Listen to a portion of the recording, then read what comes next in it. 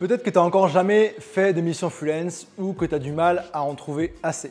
Tu es peut-être dans ce cas-là pris dans l'engrenage de ne pas avoir de mission, donc pas avoir de portfolio, donc pas avoir assez de confiance en toi et donc avoir du mal à trouver des clients. Et c'est ok, tout le monde commence par là, moi y compris quand j'ai commencé il y a 7 ans c'était ça. Et je voudrais te parler aujourd'hui d'une stratégie qui est hyper puissante pour arriver à trouver tes premières missions et te créer une activité qui est la stratégie du test ou de l'essai.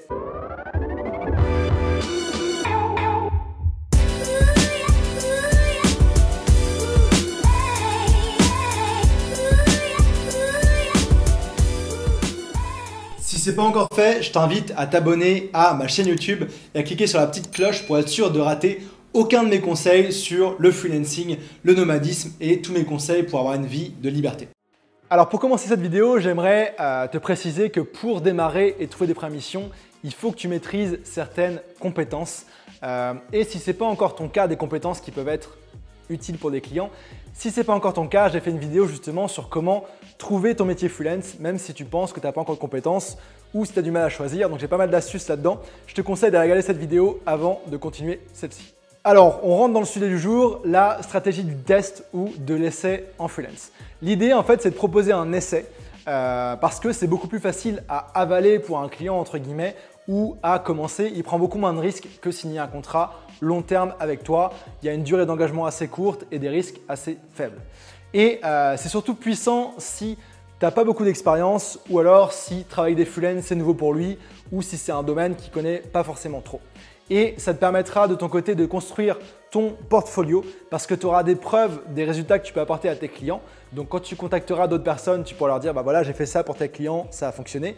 Et puis surtout, tu vas pouvoir les transformer en mission long terme. Ça, j'ai fait une vidéo aussi là-dessus que je te mets en haut à droite. Donc concrètement, comment ça marche et qu'est-ce que c'est qu'un essai? Donc un essai concrètement, c'est faire une petite mission ou une petite partie de mission pour en fait, casser cette barrière et commencer à travailler, commencer à avoir des résultats.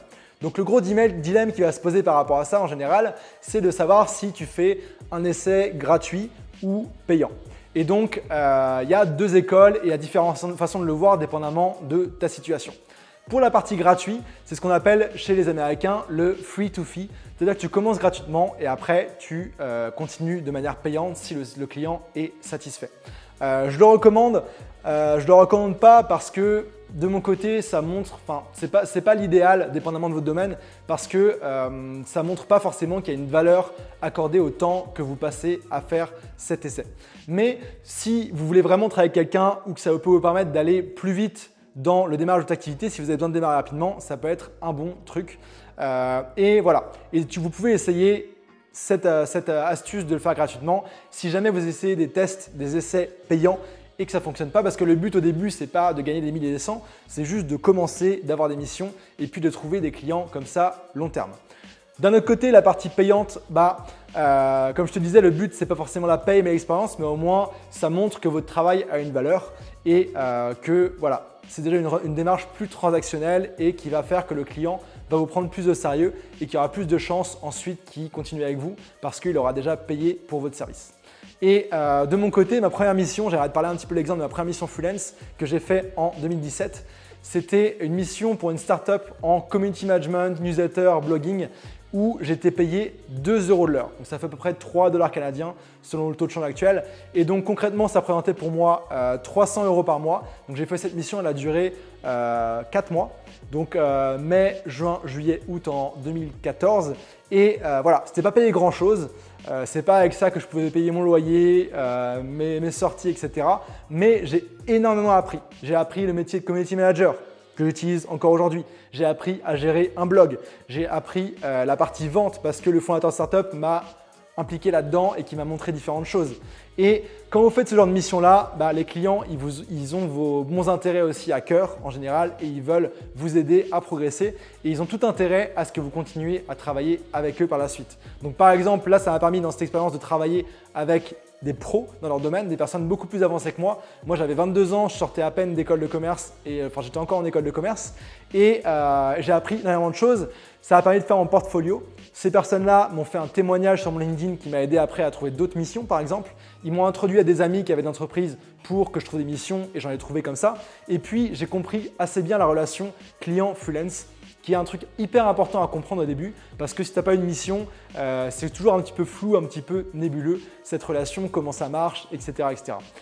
Par cette mission, j'ai aussi trouvé un mentor qui est encore mon mentor aujourd'hui parce que c'est un entrepreneur à succès qui avait déjà créé une chaîne de restaurants et qui avait créé plusieurs startups avant et maintenant il est très très haut dans les sphères startups à New York. La dernière startup dans laquelle il bossait a été revendue à McDo par exemple.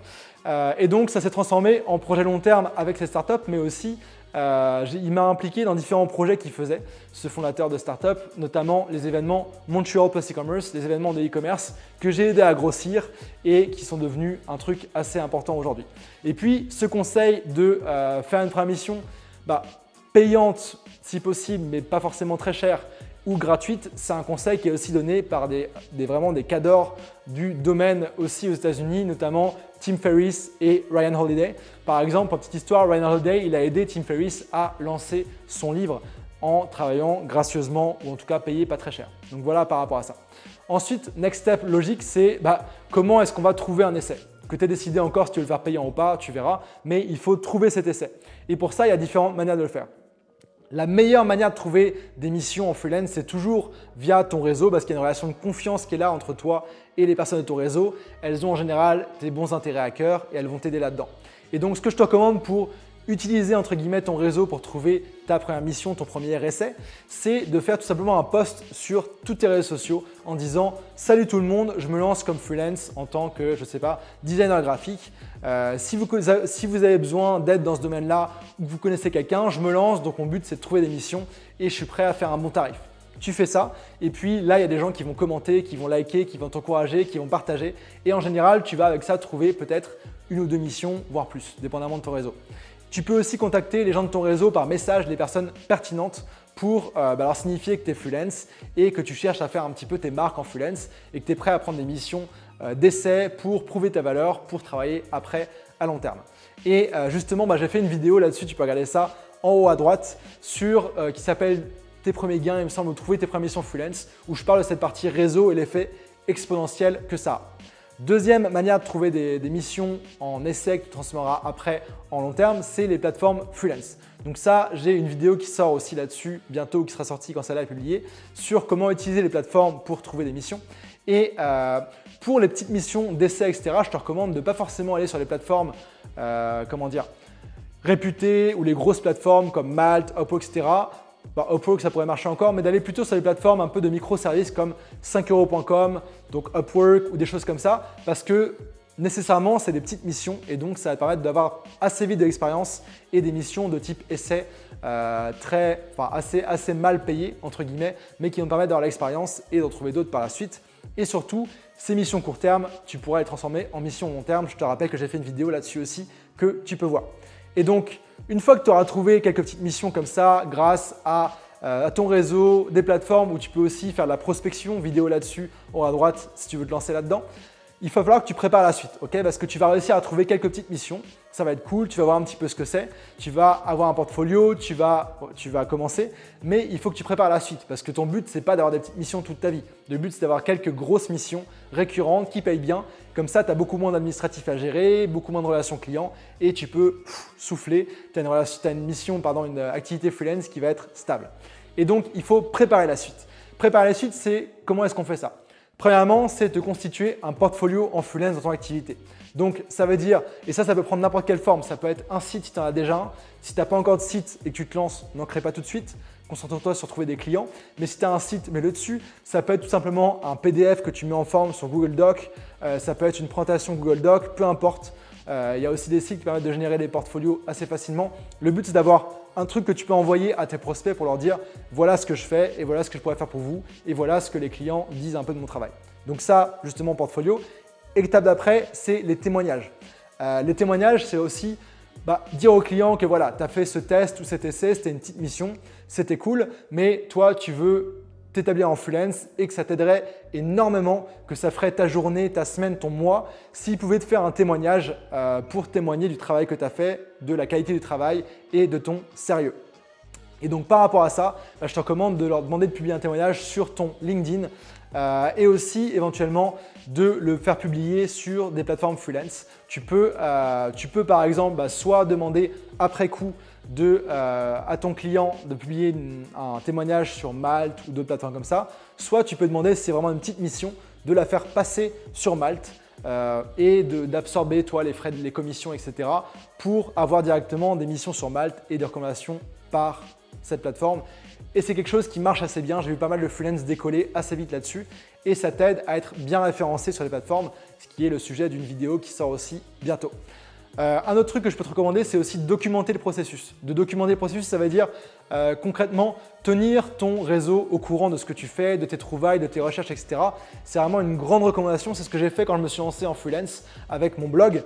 Et c'est aussi ce que tous les invités à date de mon podcast Freepreneur recommandent. Documenter le processus pour pouvoir impliquer ta communauté, les gens de ton réseau dedans, qui voient que tu es sérieux, qui voient que ça avance. Ça va t'aider à trouver des missions et à développer aussi ta marque personnelle qui est hyper important quand tu voudras augmenter tes tarifs et trouver des missions de plus en plus intéressantes. Donc voilà, et je te rappelle que le but c'est d'avoir des missions court terme, des essais pour démarrer et après le but c'est de transformer ces missions en missions long terme bien payées. Vidéo là-dessus en haut à droite. J'aimerais te poser la question suivante avant de terminer cette vidéo. Est-ce que tu as essayé cette stratégie du test ou de l'essai et qu'est-ce que ça a donné pour toi? Dis-moi en dessous de cette vidéo. Ça m'intéresse beaucoup de vous lire à chaque fois et c'est toujours très cool de lire vos commentaires. Si tu as aimé cette vidéo, je t'invite à me laisser un pouce pour me l'indiquer et que je fasse plus de vidéos dans ce style-là. Si c'est toujours pas fait, je t'invite aussi à t'abonner à ma chaîne YouTube et à bien cliquer sur la cloche de notification pour être sûr de rater aucun de mes conseils sur le freelancing, le nomadisme digital et plus généralement la liberté. Et puis, si tu regardes cette vidéo et que tu as le projet ou que tu es déjà lancé en freelance, bonne nouvelle pour toi, j'ai mis en place une formation vidéo offerte qui s'appelle les 7 étapes pour devenir freelance à distance. Tu peux accéder directement tout de suite en cliquant sur le premier lien en dessous de cette vidéo. Je te dis à demain, ciao ciao.